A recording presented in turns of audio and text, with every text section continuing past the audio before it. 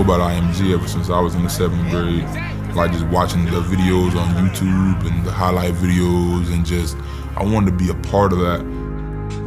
As a parent, you know, I kind of had to ready my mind to be able to have to trust him and trust someone else with him.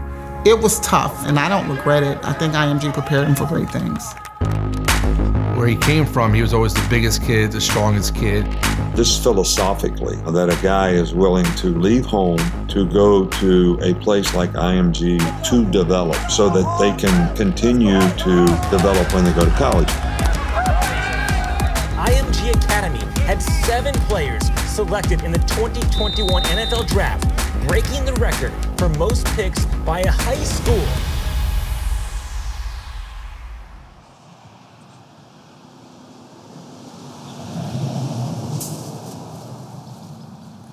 Yeah, I was in my 9th grade PE class with Miss Cashwell. I don't know if you guys still know her. It was kind of like a time capsule. You basically wrote out, you know, a dream or a goal or aspiration in the 9th grade. And whenever you're a senior in high school, you know, you open it up and see if it will come to fruition. So basically, I wrote out that, you know, I wanted to be the #1 offensive tackle coming out of high school. I was going to go to a Power 5 Division I school coming out of college. And I was going to go to the NFL, you know. And that just really shows the power of your dreams. That's kind of what I wanted to leave with you guys. So I just thank you. I thank you for the posters. They came out awesome. So just thank you. You guys want a group photo? All right. Thank you. Thank you, guys. You know, if you started something, you had to finish. You know, you didn't get to quit because you didn't like a coach. You didn't get to quit because you were tired, you know. We kind of raised them with that, you know, you got to finish. My mom always told me, if you start something, son, you gotta finish it. You know, my dad would say the same thing. You know, we just seeing my dad get up every day and go to work, even on the day that he didn't want to do it, he did it because that was his responsibility, so he carried that out. Evan was big. At 10U, Evan was my height. I mean, we got a picture from the 10U football team, and you get all the coaches in the back with Evan. I mean, he just towered over some of the coaches. When you're the biggest kid in the room and you don't realize you're the biggest kid, it's kind of like, at times it kind of got awkward at times. Looking at the school yearbooks, you know, you have all the other kids, and then you have me, you know, at awards. You know, just always being that bigger guy. And I feel like that's kind of was the start of me being a leader. First time I met Evan was at an Under Armour camp, and physically, whereas he was big, he wasn't strong. But after he got to IMG and having been here for the years that he was here, and you could tell there was some development.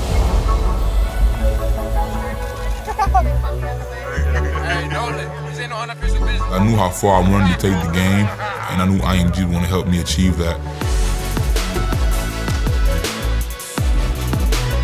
The biggest improvement from Evan from his sophomore year into his senior year was just his leadership abilities. You know, coming in as a young kid and now being the big man on campus at a big time place. You know, he was a vocal leader. He did everything the right way. Actually, he led by example and by his words. That was definitely a huge move, man. You know, like that was a grown man move at a 15-year-old age. Like, and he was like, man, this is a business decision. I want to go and play at the highest level of football, so I gotta do what's best by my business. He looked bigger, he looked stronger. His demeanor was much more prowessing as an offensive lineman that was headed to Alabama. Someone who makes a decision to do that in high school, to go someplace where there's a better opportunity to develop. You know, all these things make Evan Neal and other players that we've recruited from IMG a little more ready to play. From Okeechobee, Florida, senior offensive lineman number 73, Evan Neal. Evan is escorted tonight by his parents, Sheila and Eddie Neal. There's a lot of sacrificing that goes into really investing in your children, you know, but to see a finished product, and really a finished product in all of our children, it gives me as a mom, it gives me that sense of, you know, just like relief, like, you know what? They were so worth the sacrifice. They are so worth it. Because when you invest in them, you know, then you send someone out that can invest in hundreds of others.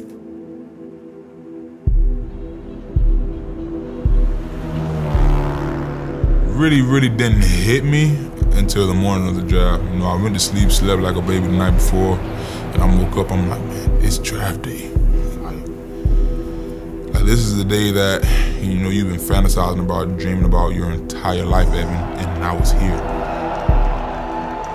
What's up, Las Vegas?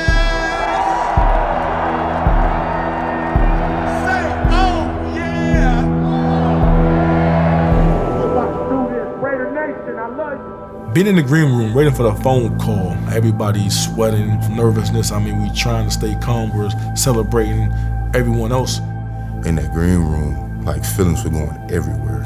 Like no doubt in my mind that, you know, he wasn't gonna go, you know, like top 10. That was probably the most nerve-wracking feeling ever, man. I was getting goosebumps and chills. You know, just the work that we put into this, like everything and all the thoughts, everything that goes along with, you know, making yourself a first-round draft pick. You know, I started to reflect back on all of that. I started to reflect back on, you know, whenever I was at IMG and the first time my parents dropped me off, you know, how I would think about draft day then and what it would be like.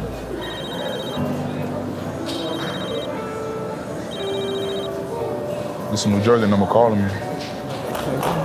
Hello? Evan, how you doing, buddy? Doing good.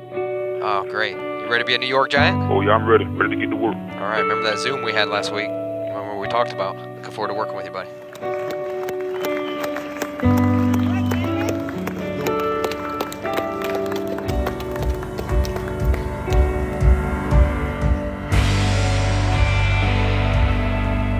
With the 7th pick in the 2022 NFL Draft, the New York Giants select Evan Neal, tackle, Alabama.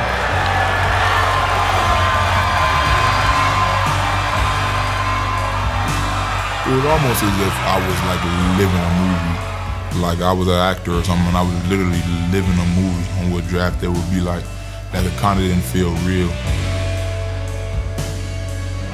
When I put the hat on in the mirror, put the hat on, straightened it up, said, let's go.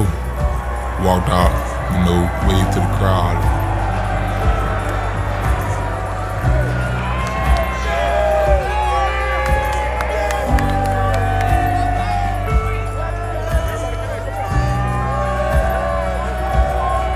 You know, I told Evan today, I said, if we never talk again, I want you to know that I'm proud of you. I'm proud of the man that you are, and the man you became, and the man that you will be. Today is only the start of what you will finish. You were an IMG kid in high school, so you went someplace foreign and did what everybody asked you to do and did it beautifully, such to the fact that you get to go to the #1 school in the country. So now you're off to the NFL as the 7th pick in the draft. It's a phenomenal run, and you're off to the New York Giants. Can you believe this is all happening? Oh yeah, I can believe it, because like you said, it's the journey here, and it was all a part of the plan. Evan manifested this. Evan said, like this is something we were plotting on since we were kids. Evan wrote in 9th grade. It was like, I said, you know, by the time I leave high school, my senior year, I'm going to be the #1 offensive tackle in the country. I'm going to go to a top Power 5 school, and I'm going to the NFL. That is just something that really just meant a lot to me. Thus far in my football journey, everything I said I was going to accomplish, I accomplished.